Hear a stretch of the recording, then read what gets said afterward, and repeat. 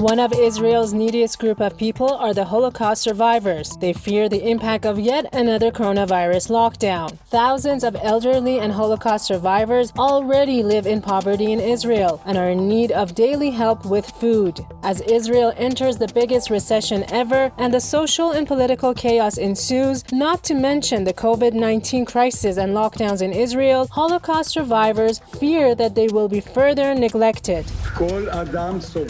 Every person has an existential anxiety. That's human nature. It grows in a time of crisis like the Holocaust or an international pandemic. It's an unseen enemy. Plus, there's a wave of information from the media, and you don't know if the information you receive is true. So it's very intense, and the situation takes you back to the past.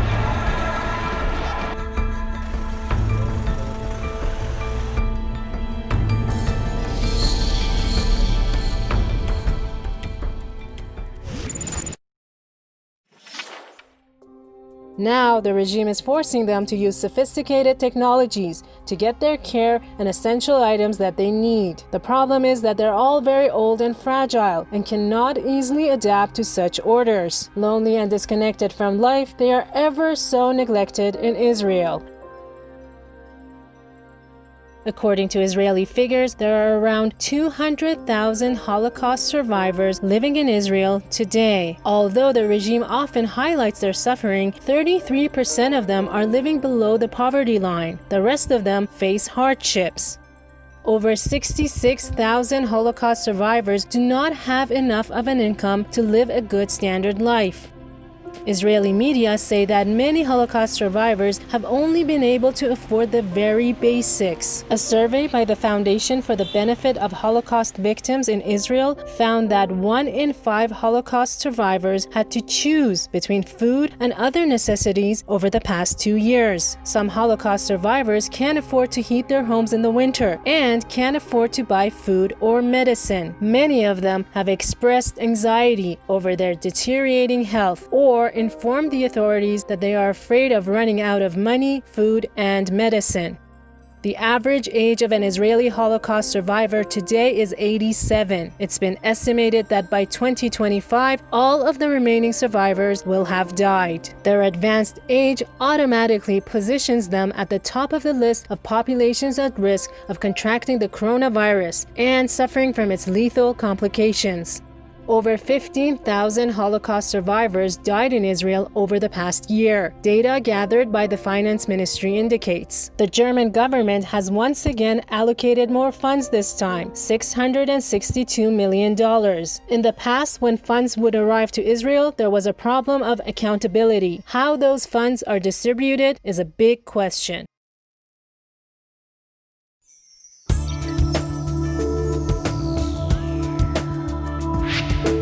There have been instances where tens of Israeli elderly died one after another in nursing homes from COVID, and this shows to what degree the Israeli regime, even after COVID was well underway, did not take the necessary precautions to protect the lives of the elderly as it is its obligation to do so. And later, when many elderly Israelis were placed in hospitals, they could not be sent back to the nursing homes because the nursing homes were not safe for them. And many of them suffer from deep loneliness, depression, and sadness because they are not being visited and they are being disconnected from others.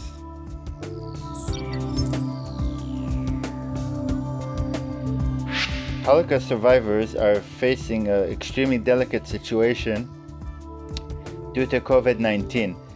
It's not only the fact that they are very worried about their survival rates and about surviving, it is also the fact that due to the lockdown, many of them are reliving the traumas that they experienced during the Holocaust from World War II that are re-emerging in their imaginations and in their thoughts.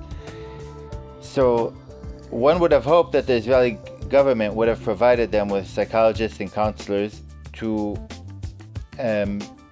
allow them to make it through this difficult moment as they relive horror moments of trauma that took place in the past. However, this unfortunately is not happening. The Holocaust survivors are largely ignored.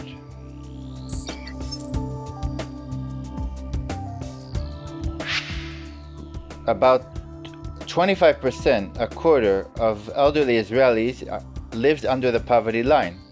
And what that means is that many of them do not have sufficient warm meals, sufficient food to eat every day. They struggle to pay the monthly rent and struggle to pay for their monthly medications. And their lives are in deep agony and in shame for their situation. Where there has been a ray of light, it did not come from the Israeli government, which provides insufficient funds to the elderly, which does not pay their bills as it should. It comes from ordinary Israelis who've been taking on the mantle to help the elderly and is reaching out to them.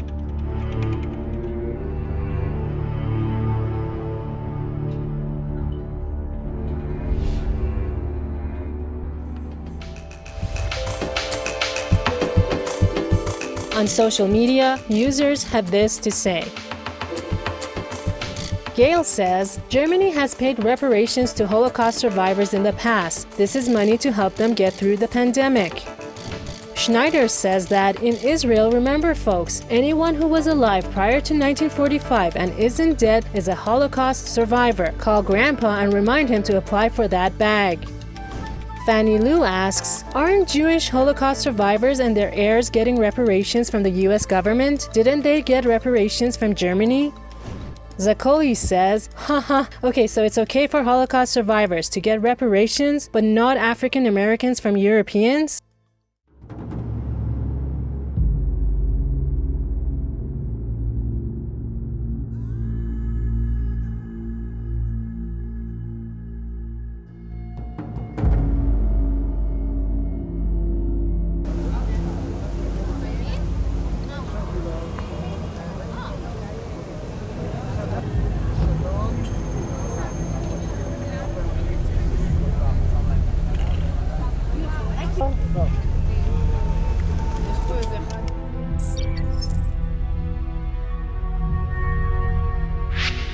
Of course, they would suffer more than others because the average age of Holocaust survivors is 87 now, and anyone over 60 is considered at a high risk of, I think the mortality rate is 1 in 10 if you're over 60. So if you're over 80, it's probably 1 in 2.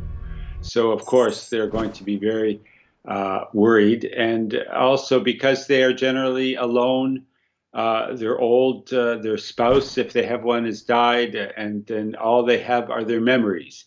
And the older you get, the more your memories take over and control your thinking and your living. So of course they are the ones that are suffering. And also, if they're living in Orthodox neighborhood, where if they're practicing Jews, that's not necessarily the case with Holocaust survivors. But if they are, then that infection rate is very high because the Orthodox Jews, like fundamentalist Christians and even Muslims, want to worship. They really want to be together to worship, and this COVID crisis is making it impossible for people to commune and have that religious experience. So, yes, it's a very sad situation now for.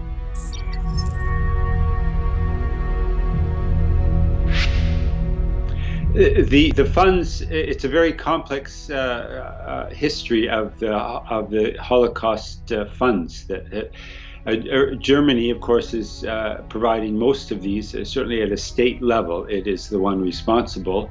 Although there are also claims on Poland, and this is getting very, very tense now because Israel is insisting on even looking at Czechoslovakia, other East European countries where Jews were, and France as well. I believe France is also contributing because of the Vichy government that was collaborating with Hitler. So it's a complex situation, but the Germany has been providing funds, but since 1952, the funds are all going to something called the Jewish Claims Conference in New York. And this is a big bureaucracy now to distribute funds to Holocaust survivors, not just in Israel, but around the world. But of course, like all big organizations, it's very bureaucratic, and it has been charged with serious charges of embezzlement and corruption and misuse of funds.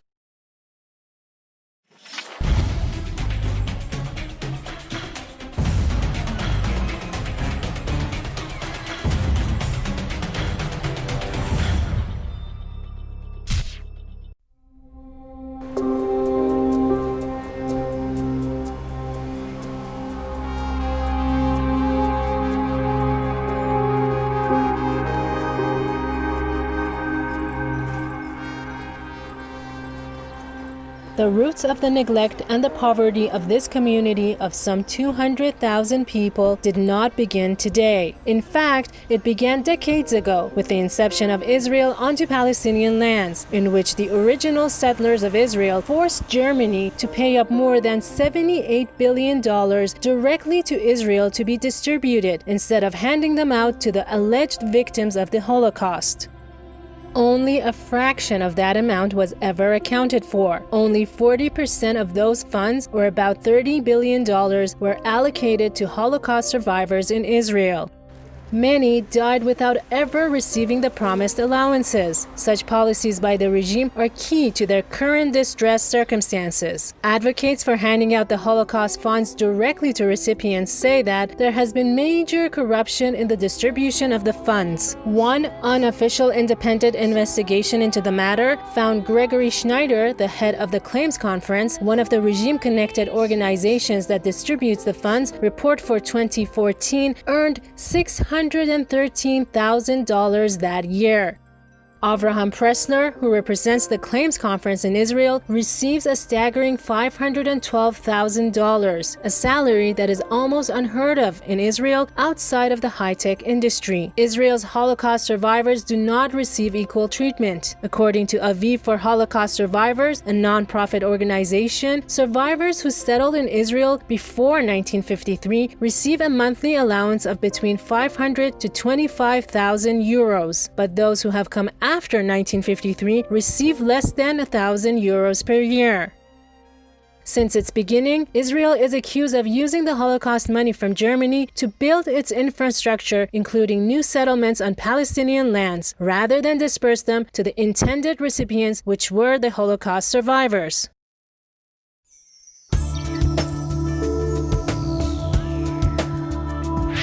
Since the 1950s, the West German government has been providing Israel with over $78 billion. 40% of this was meant to go to Holocaust survivors.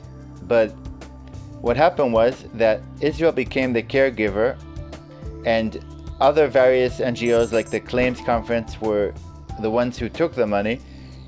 Many of the CEOs and staff working for these NGOs earned very high salaries, and only a far lower sums actually made it to Holocaust survivors. So now there are about 200,000 Holocaust survivors in Israel. A third of them live below the poverty line.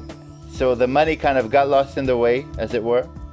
And these huge amounts were given to Israel, and Israel did not channel them to the right places.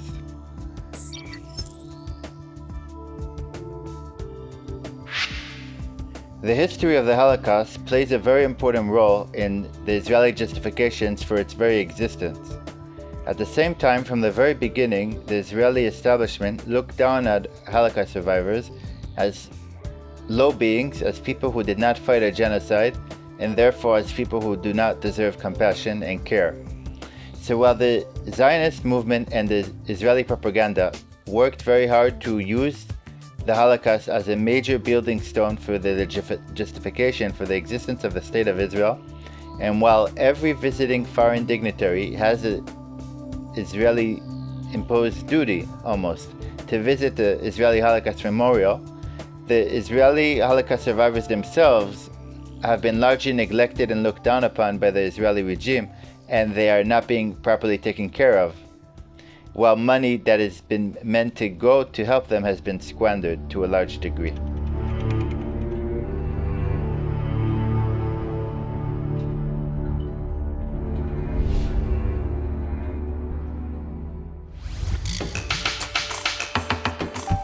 On social media, users had this to say.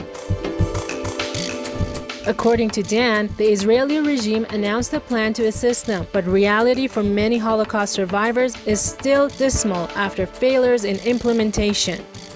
Be Positive says, yes, land-grabbing expansionism, but using the Holocaust survivors as the reason for being shameful.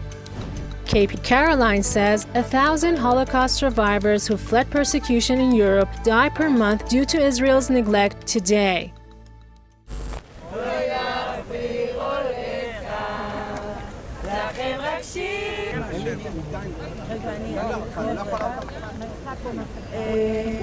We decided, because of the coronavirus and because of the fact that we can't bring people to this square where he was assassinated 25 years ago, we decided to spread 25,000 candles in his memory, and we invite passing by people to help us bring light to this square where he was assassinated 25 years ago.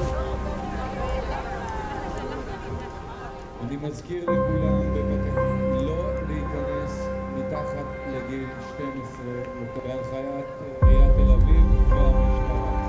תודה.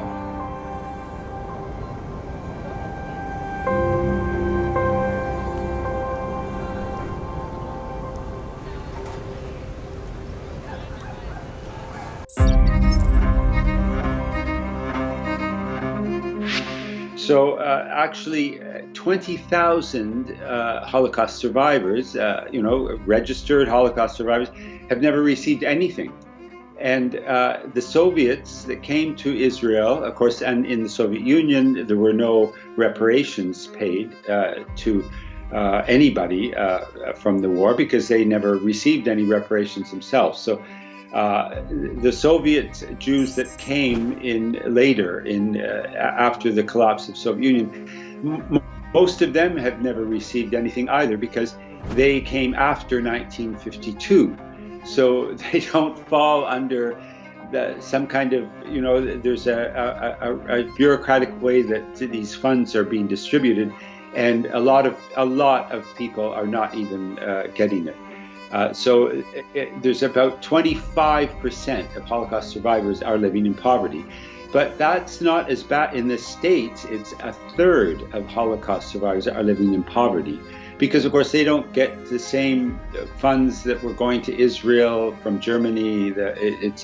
A lot of it's just personal donations and I guess some U.S. government funds, but it's very, very complicated situation, and the corruption is fed through this complex funding, sending funds here and there, and giving them out to different people, and it's very, very bizarre situation.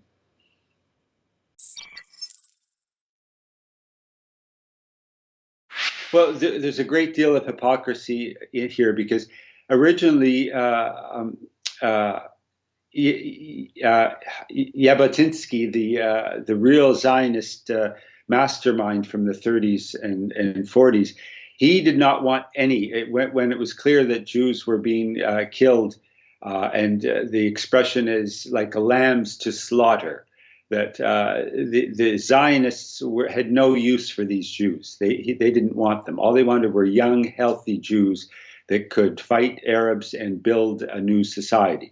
That was so. There was a great deal of disdain or even loathing of Holocaust survivors. So they've always had a hard time in Israel, and often Holocaust survivors would just try and hide the fact that they were living or that they'd been in concentration camps, because this was a great stain on them that they accepted. They should have. The idea is that they should have gone down fighting. They should have been fighting the Nazis and been slaughtered. And then they would be good, clean victims.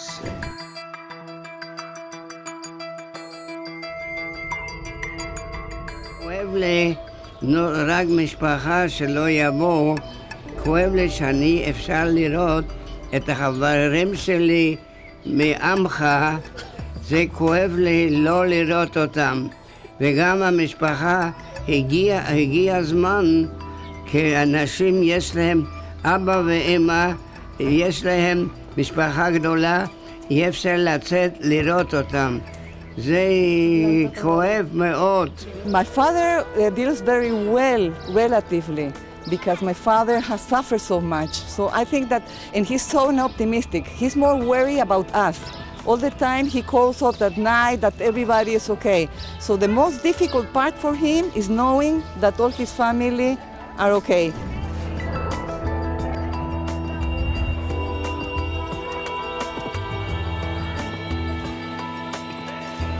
It should be noted that some of the worst off financially are Israel's survivors of the Holocaust. After the Second World War, when Israel was incepted onto Palestinian lands, Israel allowed thousands of immigrants to register as Holocaust survivors, thus promising them compensation. The German funds were supposed to go solely to individual Holocaust survivors, but these funds have been primarily funneled through the Israeli regime. During the compensation negotiations with Germany in 1951, then Israeli Prime Minister Ben-Gurion demanded that German Chancellor Konrad give the funds directly to Tel Aviv.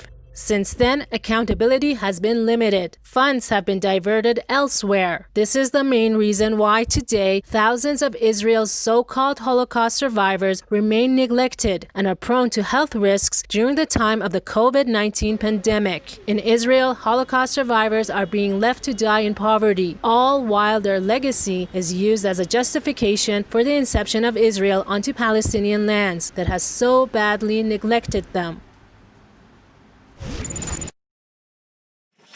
Here's the news making the press in Israel.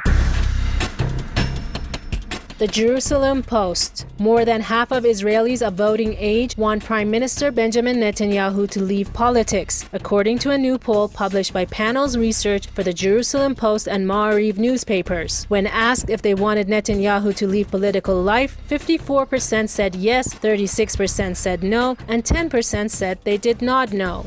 The Times of Israel. Prominent ultra-Orthodox Rabbi Chaim Kanievsky has ordered Haredi boys' schools to reopen, though doing so continues to be prohibited under lockdown measures. In response, Prime Minister Benjamin Netanyahu threatened that authorities would enforce the restrictions as much as possible. Ynet News. Attorney General Avichai Mandelblit announced he was not launching a criminal investigation into a company share deal between Prime Minister Benjamin Netanyahu and his American cousin that netted the Israeli leader an exorbitant return on investments. Mandelblit's decision caps a months-long probe into the affair, which was also linked to a separate graft case related to a possible conflict of interest involving a $2 billion purchase of German submarines. Globes. Ministry of Finance Director General Karen Turner has quit. According to Turner, the situation in the day-to-day management of the Ministry of Finance is extremely tense, with the minister tending not to follow the advice of her senior officials. The absence of a budget, and in particular, the lack of a political plan to get a budget passed, all made it difficult for her to do her work.